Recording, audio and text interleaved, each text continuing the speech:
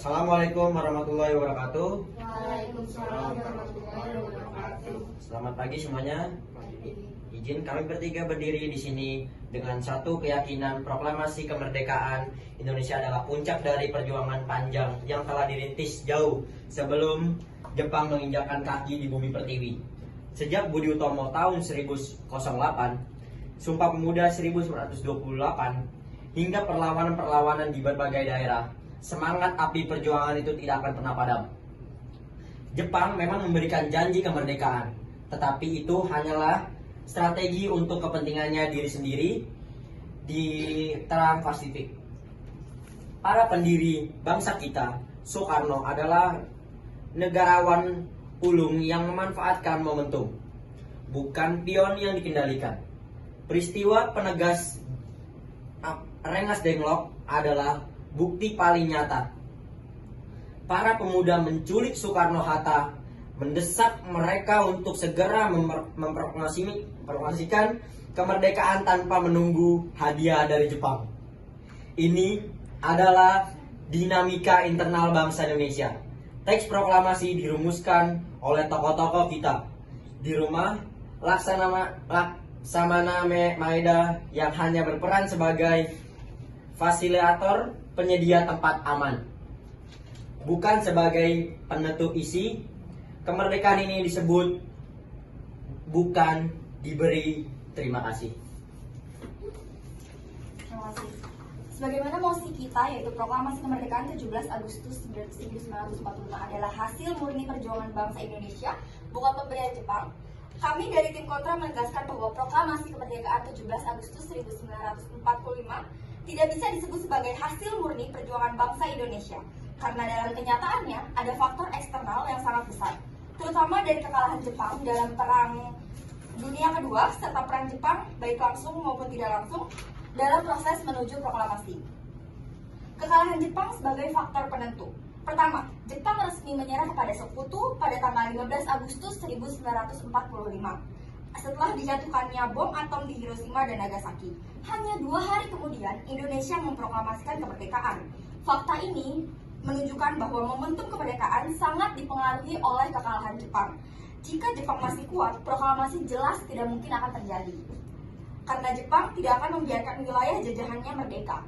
Artinya, kemerdekaan kita sangat dipengaruhi oleh situasi internasional, bukan murni perjuangan dalam negeri. Terima kasih.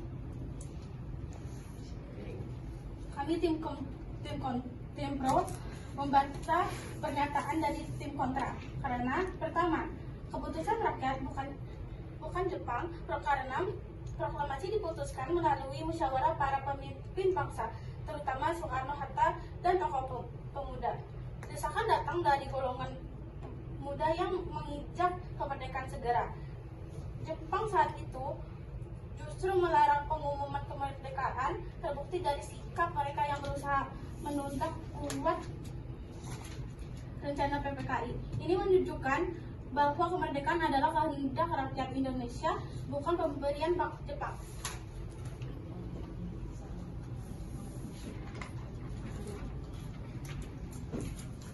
Kami menghargai argumen tim pro dengan kekalahan Jepang adalah pemicu utama. Ada pula peran lembaga bentukan Jepang dalam membangun keadaan nasional. Kedua, jangan lupa bahwa Jepang membentuk badan-badan seperti PKI dan PPKI, walaupun awalnya bertujuan untuk politis untuk menarik simpati rakyat. Nyatanya, badan ini memberi kesempatan besar bagi bangsa Indonesia untuk satu, merumuskan dasar negara yaitu Pancasila, yang kedua membuat rancangan Undang-Undang Dasar 1945, yang ketiga menentukan langkah menuju proklamasi. Lebih dari sekedar forum politik, lembaga bentukan Jepang ini secara tidak langsung membangun kesadaran nasional bangsa Indonesia. Para tokoh dari berbagai daerah dan latar belakang dipertemukan, diberi ruang untuk berdiskusi, dan akhirnya bersatu dalam satu cita-cita kemerdekaan. Tanpa wadah resmi seperti ini, persatuan antar golongan mungkin lebih sulit terwujud, dan kesadaran kolektif menuju kemerdekaan akan berjalan lebih lambat. Jadi, Jepang meskipun tidak sengaja turut berperan dalam memperkuat kesadaran nasional Indonesia. Saya Viva, saya dari tim pro. Saya ngebantah dari tim kontra.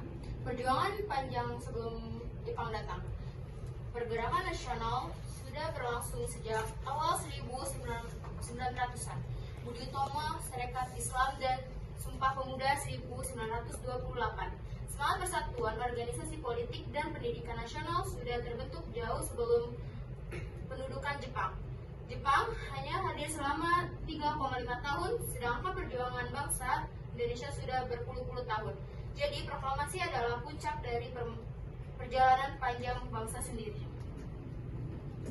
Terima kasih. Kami menghargai argumen Tim Pro yang menekankan besarnya perjuangan bangsa Indonesia. Memang benar perjuangan itu sangat penting, namun kami ingin menegaskan sekali lagi bahwa kata kunci dalam mosi ini adalah hasil murni. Kalau disebut hasil murni perjuangan bangsa Indonesia, berarti kemerdekaan kita terjadi tanpa campur tangan pihak lain. Nyatanya, ada fasilitasi dari tokoh Jepang dalam proklamasi. Pada detik-detik proklamasi, ada tokoh Jepang bernama Laksamana Tadashi Maeda yang menyediakan rumahnya untuk perumusan teks proklamasi pada malam 16 Agustus 1945. Jika benar kemerdekaan adalah hasil murni perjuangan bangsa Indonesia, mengapa justru seorang rumah perwira Jepang yang digunakan untuk merumuskan naskah bersejarah tersebut? Fakta ini menunjukkan bahwa ada keterlibatan nyata pihak Jepang, walau tidak dalam bentuk pemberian resmi, tetapi tetap menjadi faktor yang penting. Terima kasih. Oke, saya Rafa dari Tim Pro. Tapi pada tanggal 16 Agustus 1945 terjadi peristiwa Rengas Dengklok, di mana para pemuda menculik Soekarno Hatta untuk menjauhkan mereka dari pengaruh Jepang. Aslinya naskah atau proklamasi ini akan dibacakan di Monas, tetapi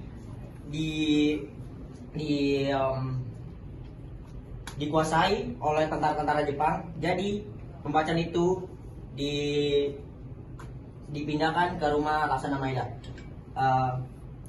Naskah proklamasi ini disusun di Jakarta oleh Soekarno dan Hatta bersama tokoh muda tanpa satupun peristiwa Jepang hadir.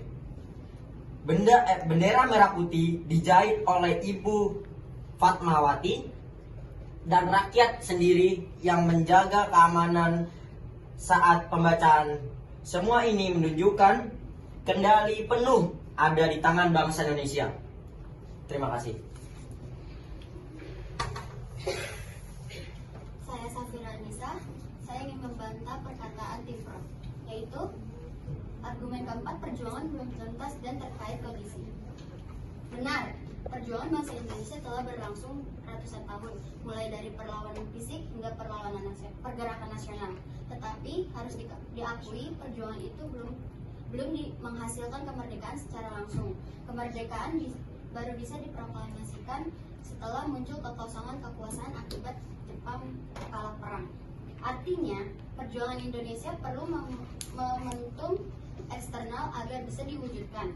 Kalau hanya diandalkan perjuangan internal tanpa faktor Jepang dan Perang Dunia, proklamasi tidak akan terjadi pada 17 Agustus 1945. Terima kasih. Izin bertanya, jika Jepang benar-benar membantu, mengapa mereka melarang pembacaan proklamasi dan berusaha menundanya saat rencana PPKI? Izin menjawab pertanyaan dari Tim Pro. Menurut saya, Jepang bukan memberikan kemerdekaan secara langsung, tetapi ada faktor internasional, yaitu kekalahan Jepang pada Perang Dunia Kedua, jatuhnya bom Hiroshima dan Nagasaki di Jepang, yang membuat Jepang memiliki celah kekosongan. Kemudian dari hal itu dimanfaatkan oleh bangsa kita untuk memproklamasikan kemerdekaan. Tetapi adanya proklamasi tersebut juga ada campur tangan dari perwira Jepang, faktornya, yang menyediakan rumahnya, yaitu Laksamana Maeda. Terima kasih.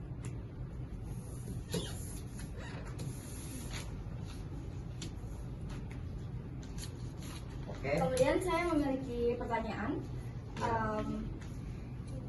Jika proklamasi benar-benar murni hasil perjuangan bangsa Indonesia, mengapa kemerdekaan baru bisa diproklamasikan setelah Jepang menyerah pada sekutu pada 15 Agustus 1945 dan bukan sebelumnya? Terima kasih. Izin menjawab dari pertanyaan tim kontra. Momen pelaksanaan yang mandiri, kekosongan kekuasaan, proklamasi dilakukan segera setelah Jepang menyerah pada sekutu pada 15 Agustus 1945 yang dikenal sebagai periode kekosongan kekuasaan atau vacuum of power. Maka dari itu Indonesia memiliki kesempatan emas untuk membuat proklamasi. Ya. Tadi menurut pembacaan dari tim pro, berarti dengan begitu tim pro menyetujui kalau pembacaan teks proklamasi kemerdekaan Indonesia itu bisa dibacakan karena adanya kekosongan wilayah kekuasaan, karena jatuhnya bom Hiroshima dan Nagasaki dan juga kekalahan Jepang dalam Perang Dunia Kedua yang membuat Jepang mundur dari wilayah jajahan. Terima kasih. Izin bertanya, karena sehingga perlu waktu untuk mempersiapkan proklamasi agar tidak terjadi konflik. Thank you. Terima kasih.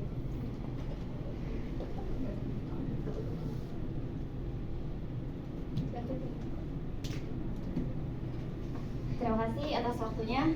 Kami pamit undur diri. Assalamualaikum warahmatullahi wabarakatuh.